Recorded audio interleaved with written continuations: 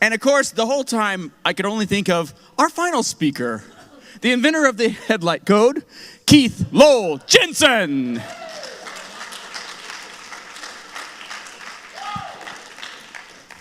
Yes, David, thanks, Greta, for capturing my story so beautifully. And thank you for playing your part in it as well. It was very kind of her to change our names. I don't know why the rest of you sat where you did, because I'm sitting at the bottom of the stairs and getting all kinds of up-kilt action. It's awesome. So I'm going to do something I want to joke around about a little bit, and then I have a couple of quick stories for you. There's a tattoo that's been going around on the internet that you guys may have seen. This guy got tattooed on his bicep, "Thou shalt not lie with a man as one lies with a woman. It is an abomination," which I think means that snowmen really dig it.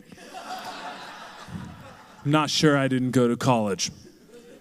It's got the attribution underneath. It's from Leviticus. And that's what people find so amusing about it. That's from Leviticus. Because this guy was reading Leviticus and he got so excited at that passage that he ran out to get it tattooed without even flipping the page and seeing right on the next page where it's all, hey, douchebag, don't get a tattoo. Bro, no tattoos. Totally missed that right there. Put it on me. Why it's funny to me, though, is the wording. Thou shalt not lie with a man as one lies with a woman. Because I'm not so sure that's saying don't be gay. To me, that just sounds like advice on positions. Good advice. Bible's helping you out. It's like, hey, you've had sex with a lady, and that's a lot of fun. You might want to try having sex with a dude. I mean, why wouldn't you? But listen, bro. The anatomy is a little bit different. And you may have to adjust. If you try to jump right into missionary position, you might end up frustrated. May possibly even injured. You got to get the legs up a little higher. Sorry if I got too graphic at the end there with the legs. But I had to, because I kept having gay friends come up to me after shows and going, we can do it missionary position. And me being who I am, I'd always go, well, prove it. And my evening would go a weird way. And oh, children, go, politely, I must ask you to please step outside and maybe even shut the door. Thank you. Sorry, it was announced earlier. I don't have their consent. Right, but still. So yeah, the other reason that it was very funny to me, though, is that I know that when that guy got it tattooed that way, that's not what he meant by it. And how many of you, by sound of applause, have tattoos? Okay. You took a part of yourself, a part of who you are inside, and you put it outside, and you made it permanent on your skin, and you're going to take it with you to the grave, most likely. I know lasers are doing amazing things these days, but that's the intention when you got it. And when this dude made that monumental decision, what he wanted to say to the world about himself on his arm was this: don't fuck dudes. That's a weird thing to have to say to the world. Hey world, got your attention? Good, listen, don't fuck dudes, okay? I'm really concerned about this. And it makes me wonder, just how bad is this dude's memory? Because mine's awful. And I almost never forget not to fuck dudes. Like, I don't have to go all memento on my ass about it. I just sort of remember. I'm never walking through Safeway like, fuck, I got to get tofu. We're almost out of orange juice. Oh, shit, don't fuck dude. Sir, I'm so sorry. I am not supposed to be in this bathroom. God, Greta Christina's going to write about this. Fuck. I got to go. I got to get out of here. So my niece got married to her girlfriend. And it was beautiful. Her father is a minister. He performed the ceremony. They're a neat brand of Christian. They got married to each other in Long Beach, California. And I tell people that story, and they go, well, that doesn't make sense, because California, gay marriage isn't legal. And I'll tell you what, that doesn't fucking make sense. How the hell did California fall behind in gay and weed? That's our shit. Fuck. But here's how they got married in Long Beach, California. My niece is a badass. That's how. Her and her badass girlfriend, now wife, said, oh, hey, state, hey, guess what? I'm sorry, but you don't get to fucking tell me if I'm married or not. That's how she did it. And what's cool about that is that it reminds me of the Who's, some of my personal heroes, those Who's down in Whoville. You like them too, all right. Because what did those Who's do? When the state guy came down, that Grinch, and he stole shit that was rightfully theirs so that they couldn't have Christmas, they went, that's not cool, that shit was ours. But we're going to have Christmas anyway. Fuck you, Grinch. And they joined hands, and it was Christmas. But what happened? What was the happy ending? If you'll remember, that Grinch's heart grew 3 sizes that day. And I think that can happen with our Grinches in California. I hope that it can. I hope that their hearts will explode in their fucking chests.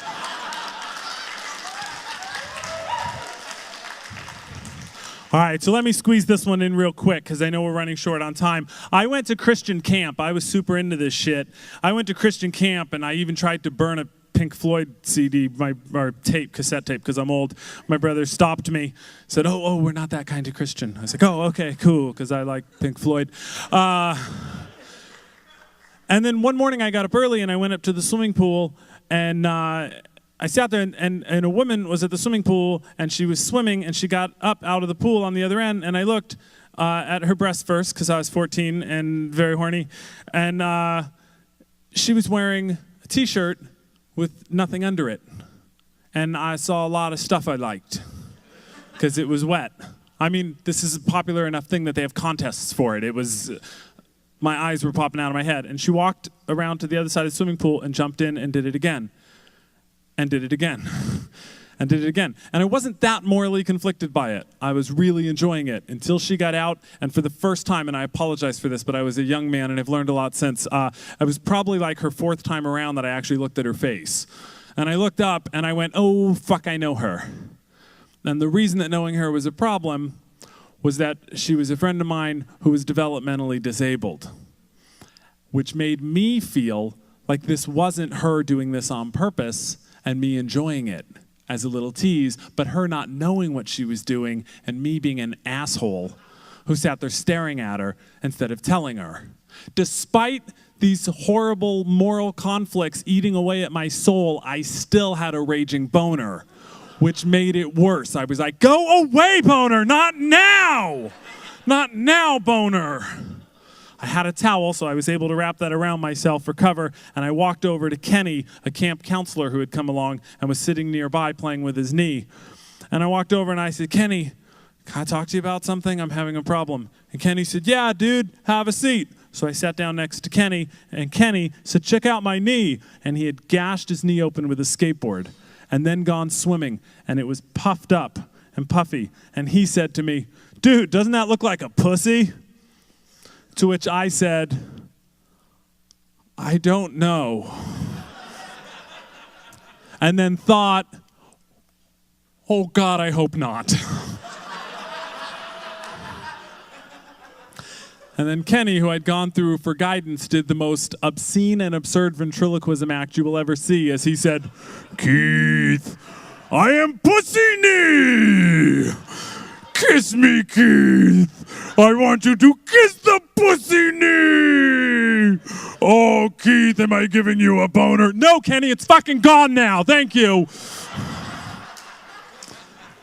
And at that moment, a female counselor came, and she went over to the young lady who'd been swimming in the pool and put a towel around her and took her off to explain swimsuits to her. And I went back to my cabin and masturbated furiously, and within a couple of years became an atheist. Thank you, guys. Goodbye.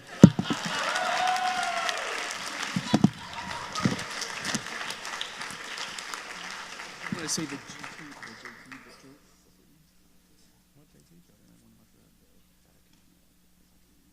No. Yeah.